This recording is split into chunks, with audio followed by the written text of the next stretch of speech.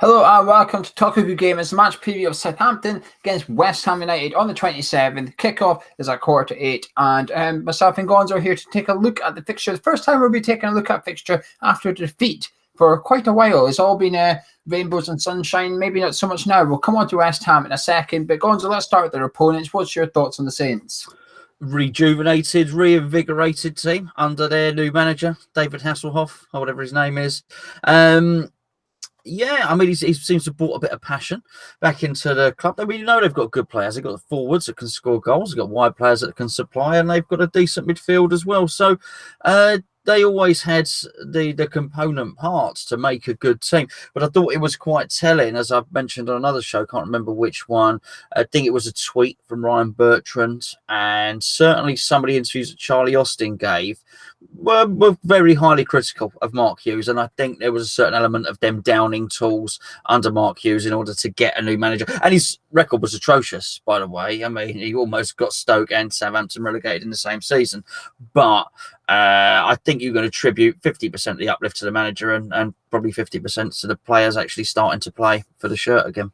I think they might have just done their season-defining moment, actually, getting rid of Mark Hughes. When Fulham sat their manager, we sort of thought, well, had they done it a bit too soon? I was a bit uninspired by the Ranieri appointment. I thought it's good to see them going down the British route, but I wasn't sure he was the right answer. When Southampton got rid of Hughes, I thought, oh, please don't go for the old British thing like they did with Hughes. They didn't. They went and got Wreck-It Ralph, and he's come in, and he's done well. Funny enough, the two of his previous jobs, not Leipzig, two before that, he took over relegated sides, kept them up, and then went on to win the title with them, or get them promoted at the very least and stuff. So he's got a very, very good record of coming in at teams down at the bottom of the league and doing what you just said by rejuvenating them, giving them an injection of something and keeping them up and stuff. I've got not a soft spot for Southampton. I don't want to see Southampton go down, actually. There's something about them. I don't mind them at all. I really don't mind them. Do you think Southampton just need a period of stability? Because over the last few seasons, they've had their best players cherry-picked, usually from Liverpool. And they've had their manager, when everything was rosy, Spurs came to their manager away and stuff. And it seems like they've been a little bit rocky since they had off-the-pitch stuff going on with the owners and stuff. There was a change of IRK while the family remained in control. There had to be a little bit of furniture moving about and stuff. Do you think it's now just a case of they just need some stability? Well, that change of hierarchy, of course, was the geezer's name eludes me, but it was the chief executive, and he put much of what was successful into place, you know, with their scouting system and just a lot of the stuff behind the scenes. A lot of what made them very, very successful and able to buy players or bring them through the academy and churn them out. I mean, all the way from Ricky Lambert all the way to, you know, to Mane or Gareth Bale. The list goes on and on and on. Of course, the two centre backs playing central defence for Liverpool at the moment both came from Southampton. So what was put in place to enable them to do that was by the fella. They got rid of him, as you say. Then the owners, I think the father died, the one with the money died, and the daughter inherited it. And then I think they then sold it. So I think possibly was Les Reed in charge of recruitment there at one point. So I think they pretty much lost everyone. Everyone had gone. So yeah, stability would probably be the right thing. But I think they need to do things differently now. I think possibly they need to let this new guy do an Arsene Wenger or something. I don't think they're going to be able to put all those component parts into place. But yeah, they need to stay up. They need to stay up. And you say it's a club that you like. I mean, it's a very, very convenient away day for me as well. So I quite like them to stay in the league as well. Do you think they will stay up now? It seems so. You know, they've got the goals to stay up, Geo. They've got the goals to stay up, and they've got the supply to get them the goals as well. So I don't see why not. Yeah, I remember doing this preview with you in the Premier League, and I said any club with Austin, Ings, Gabbiadini, and then they've got this 18-year-old as well that's got off the score sheet against Huddersfield coming through that looks good. You've got a strike force of those four players. You can still be in the bottom half of the table, but that's enough goals to keep you up. But you went and asked Ranieri, you went and asked Benitez, would you swap your front line for Southampton's front line? They would all say yes. They say, actually, I would love to have those options. To have 4 or 3 strikers in this 18-year-old with lots of potential in this club. To have that options is good and stuff. There should be enough goals to keep them up. they've now got a manager that will now play. They call him the Austrian Klopp, if you like, and because of the way he plays. And if he can implement that at Southampton, and he's done that the last 2 games, you can tell by the results. They've scored 6 goals in the last 2 games already. They've almost got what we've got with Pellegrini. They're now seeing a little bit of entertainment. They're starting to have a go, and those fans are now. People who might have stayed away from the St. Mary's over the last few games or something under Hughes and just got a bit fed up and found a bit of a chore are now thinking, actually, I quite fancy going back to St. Mary's now. I quite fancy watching Southampton and stuff. So I think they'll be safe as well. They've got plenty of goals in there. Your danger men, you spoke about goal scorers. They've got players in wide positions. They've been playing 3-4-2-1 recently. If you like to get the best out of their team, who do you consider to be their main men on Saturday? Well, I'll leave you talk about your favourite fella there, but I've always liked Nathan Redmond. Always have. He's been a very, very good player. He was at Birmingham, and I wanted us to sign him from Birmingham as well. Seems a long while ago. Now, he had a little dip in form. I believe he had some domestic troubles, some family. I don't know. I don't think it was trouble, but I think there was something unfortunate happened within his family. I can't remember precisely. So his form dipped, but he seems to be back on it now. I believe he scored at the weekend, possibly. I've yet to see the match of the day from the weekend. Dave and the geezer in the middle. What does it begin with L? I can't remember. They've got a guy in the middle as a decent central midfielder. The centre midfielder I like is Højbjerg. No, that's not him. I think, but yeah. I think it's a recent. No, he's been there 2 years. We were linked to him. We seem to get linked with everybody, don't we? But I think he's more of a defensive-minded midfielder. Good player. Ryan Birch, I'm not sure if he's been playing yet. And of course, when you've got people like Charlie Austin, I think that first game where they beat Arsenal, Austin came off the bench and scored the last header. When you've got players like that who can sniff out a goal to bring off the bench, as well, with Hernandez, it's a very, very good attribute to have. But I do worry about Redmond from wide. I think they've got plenty of options coming out. As Højbjerg suspended for this one, he picked up his 5th yellow card. So he won't be centre midfield. Romeo's back in from. Hughes started leaving Romeo out actually, and this Hassan Hootel has brought him back into the middle of the park to give him stability. I think Lamina is probably going to come in alongside him for the weekend.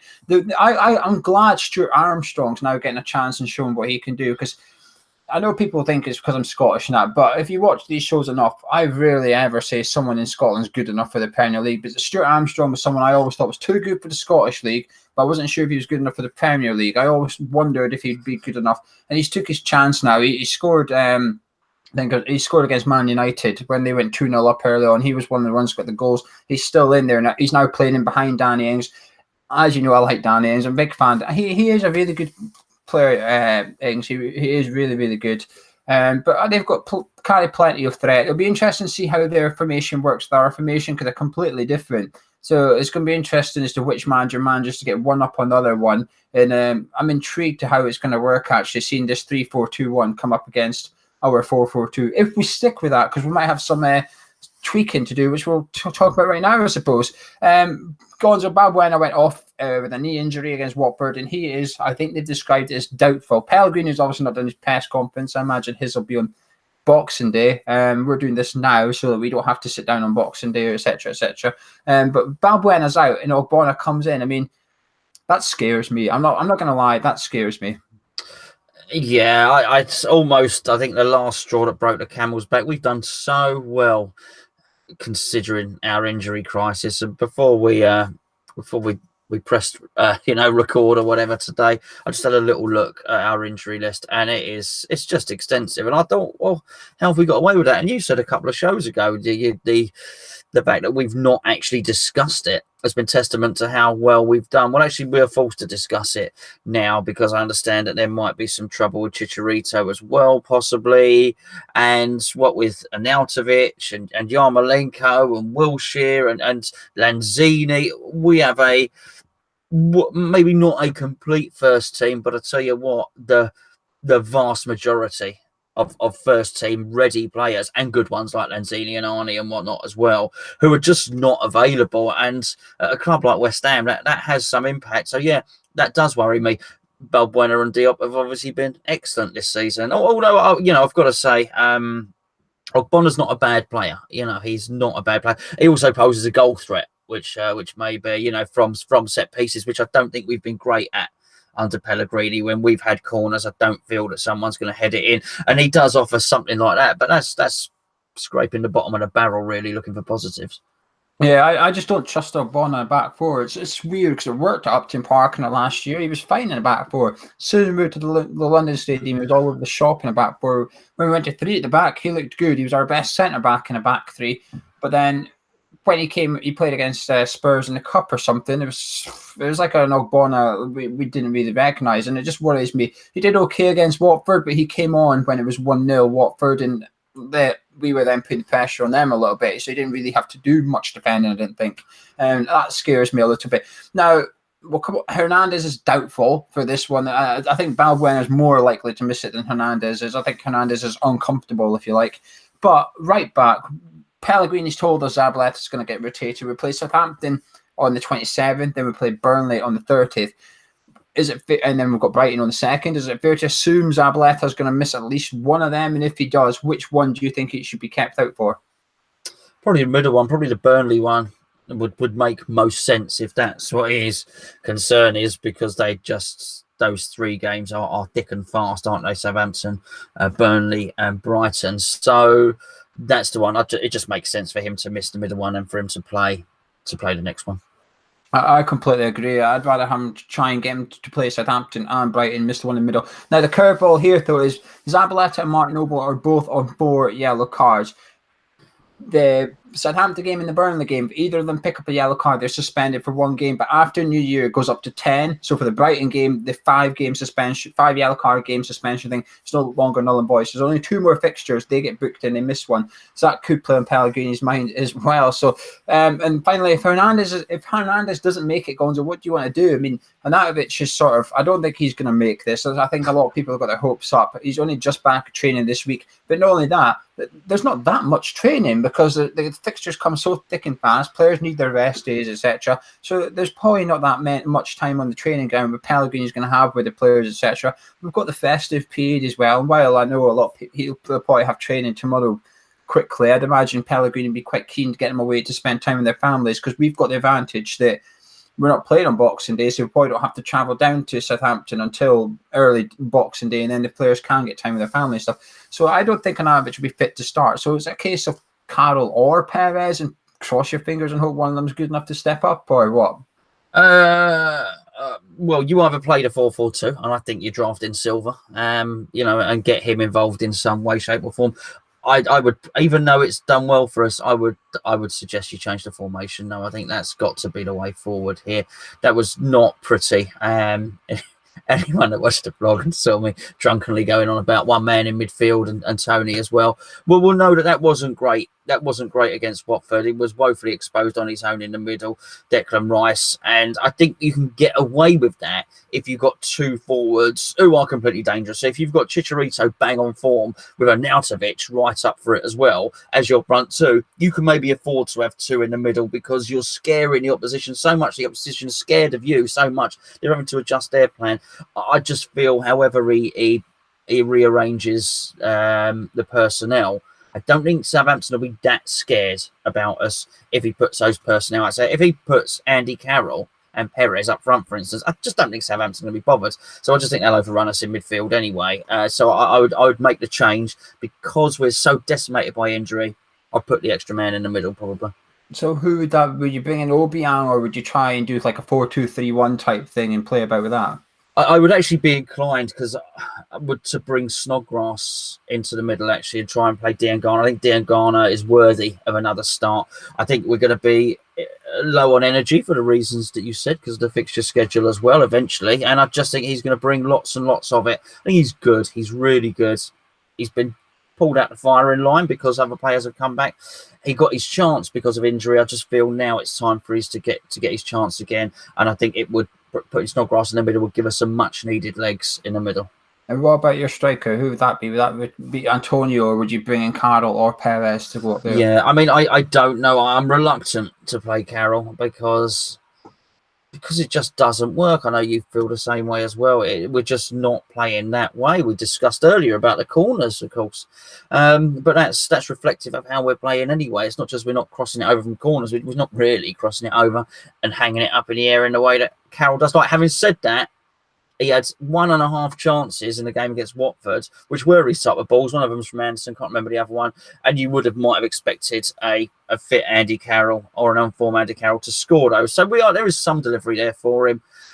Yeah, I just do what I say. Anderson on the left, those three in midfield that we discussed, Rice, Noble and Snodgrass, Dean Garner on the right, and someone up front. If it's got to be Perez to start, great. I'd probably go with Perez ahead of Antonio at the moment because, and that's what I said about Silva. The header, he was unlucky, Antonio, with a header, but I just feel we're not going to get many chances. And if we do, we need to be clinical. So it's going to need to be a clinical person and not someone like Antonio filling in. See, I would leave Antonio in. I feel sorry for him at the weekend, actually. When you watch it, and you've not seen Match of the Day, though, so this is relevant. This is relevant because I've watched Match of the Day since. And he obviously, his first one, his header from the front post that hit corner come in, he got a header at the front post that hit the post. He was unlucky with that because he scored doing that against, was it Cardiff? He got the third one against Cardiff doing exactly that thing. So I thought I was just unlucky. It was carbon copy. One night it went in, the next night it hits the post. The second one that hit the bar from 2 yards out. Now I've watched that again. He's so unlucky. I cannot describe how unlucky I think he is because as soon as Snodgrass heads it, Antonio moves. Antonio goes to the keeper thinking there's a rebound. I'm getting this. And keeper Foster, fantastic save. So Antonio leaps as high as you can, but he can't get over the top of the ball. He gets what he can on it, and it's just not enough. I actually think it's just good movement from Antonio. Unfortunately, Foster's put it an inch too high for his head. If he'd stood still, he would have had a 50-50 battle with the defender, and if he won it, he would have scored. But he just anticipated it and went for the rebound. Now, I remember saying this to you about Mane a couple of weeks ago. Liverpool played Napoli. Mane missed a few chances, quite a decent amount of chances as well. And I've seen people say, oh, Mane's fluffing his lines, blah, blah. What I seen was a striker getting in goal-scoring positions. That is harder than scoring, in my opinion. I find that if you've got a player that knows where to be and how to make a run, and he's doing those things, a goal will eventually happen. If I put a blindfold on, throw 50 darts at the dartboard, one of them will hit the bullseye. I don't need to be good at darts to do it. So if you can get into the right positions, you will eventually score. And I just felt Antonio did that on Saturday against Watford. He got into the right positions. He was just a bit unfortunate. So I would keep him up front because of his presence as well. He's big. And if we're going to stick with 4-4-2, I'd put Perez inside him. I no longer feel the Andy Carroll effect, and it's frustrating me because when he came on against Watford, it was probably the first time I didn't think, great, we've got Carroll on the pitch. I was just like, and he sticks out like a sore thumb to me now. He just looks so out of place in a Pellegrini setup when we move the ball back. What I will say, though, is to help him, I wouldn't mind seeing Diangana go on the left and put Anderson on the right. So they beat their man, they whip it in. I don't like the way we have to keep cutting back and stuff. By the time we get the ball in, there's 3 players standing beside Andy Carroll. Like, well, we're going to watch this one, aren't we? Help him out a little bit, and we don't change our tactics to suit Andy Carroll, which is probably a good thing because it means he's no longer our main player. Where in the past under Allardyce and Moyes and even Bilic, when he was on the pitch, he was our number 1 player. So let's build a team around Carroll. We're not doing that anymore, and it's not helping Carroll, and I don't think it's helping our team, and it's just frustrating me a bit. We're very patched up this game, Gonzo. Are you confident at all, or do you think it's no? No, not in the least, mate. Not in the least. We are playing Southampton at the wrong time. We've been unlucky that we needed to face that. We needed to face Southampton under Mark Hughes for us to really threaten anything this game. I'm going down there, and it's going to be buzzing. We'll be loud because our away fans are loud, and we make a lot of noise. But they'll be really loud. They'll be full of festive cheer. They'll be full of hope, and their players will believe as well. And I just can't see I can see more instances where they win than instances where we win. So many things have got to fall into place just right, and so much luck has got to happen for us to win. They seem to have all their players fit and have their tails up, Yeah, I agree with you. I think we're playing the wrong team at the wrong time right now. I couldn't think of a worse opponent to play outside the top 6, to be honest with you. A team that scored 6 and 2. They've won their last 2 after grim football for a while. It's the first time they've won back-to-back Premier League games for almost 2 years. Mark Hughes didn't achieve it at Southampton. The whole time he was there. The last manager to do it was Puel, who's obviously at Leicester now. So those fans will be up for it. The players are up for it. Ings has scored 3 and 2. He's banging form. We're putting a striker who's scoring up against a defender which is a defense which is conceding a lot of chances. It's not a good combination to have. And The reality is we probably have a stronger 11 not playing against Southampton than we do on the pitch. That's the reality of it. Lanzini, Anatovich, Yarmolenko, all these players could come into the first team. We don't have them. It's patched up. Pellegrini's working with paper mache and plasters against Southampton, unfortunately. And it's not a criticism of us. It's just we just don't have the bodies available for it. And fatigue's going to kick in eventually as well. And these players, a lot of these players have been playing without rest. No ball, Rice, they've been playing constantly because there's no one to rotate. Diop, Balbuena, an injury is going to happen eventually to one of them. And now it has. And it just feels like we've run out of luck a little bit now. And like I said to you, we forgot about all these injuries, but now reality has just hit us in the face, and it's hit us pretty hard as well. But the bet for this one is 10-1. Danny Ings to score. I tried to leave it out, but I had to put it in. Danny Ings to score. Benedek or Benedark is their right centre back. They play 3 centre backs, so it's the right one. So he's going to be up against Felipe Anderson, and I think this guy's got 1 booking and 5 starts for Southampton as well. So I'm hoping Anderson can sort of prey on his inexperience in the Premier League. A goal in both halves of the game and over 2.5 cards, because Craig Pawson's the referee. He hands out over 4 cards a game, so we could see quite a few going in the book at the St Mary's. Gonzo, you're not very confident. I'm not very confident.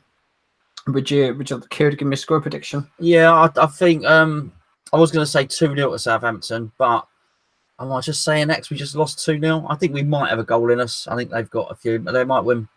They might win 3-1, 2-1, something like that. Yeah. I'm going to say 2-1 Southampton as well. We wasted chance. We should have scored on Saturday. Honestly, every time we do a preview, I think I'm going to back us to score and concede from now on. It's going to be something along that lines, and I'm going to do it again. I think Southampton will win 2-1, and it is what it is, isn't it? We've got a very small squad at the minute, and it's very injury-ridden. But anyway, Gonzo, thank you very much for joining us. Gonzo's done a vlog from Southampton. It'll be on your screen right now, and so will the Premier League preview, where we discuss the other 9 fixtures that's happening over the festive period. Click on one of those and have a watch if you haven't already. Drop a like on the video if you enjoyed it. Subscribe if you're new. I'll be back with a couple of guests on Wednesday. Is it Wednesday? Is it 27th Wednesday or Thursday? After the game, after the Southampton game. I'll be here with a couple of guests discussing it, and then are you doing a vlog for it? Are you? No. Taking me son, taking me old man. No, family day out. Until earlier, I thought it was flaming 3 o'clock. I've only just found out earlier that it's this nighttime game, so I've got to rearrange that with my son.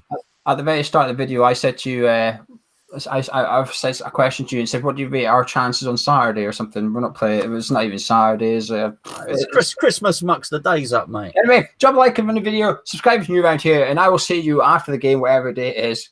See you in a bit.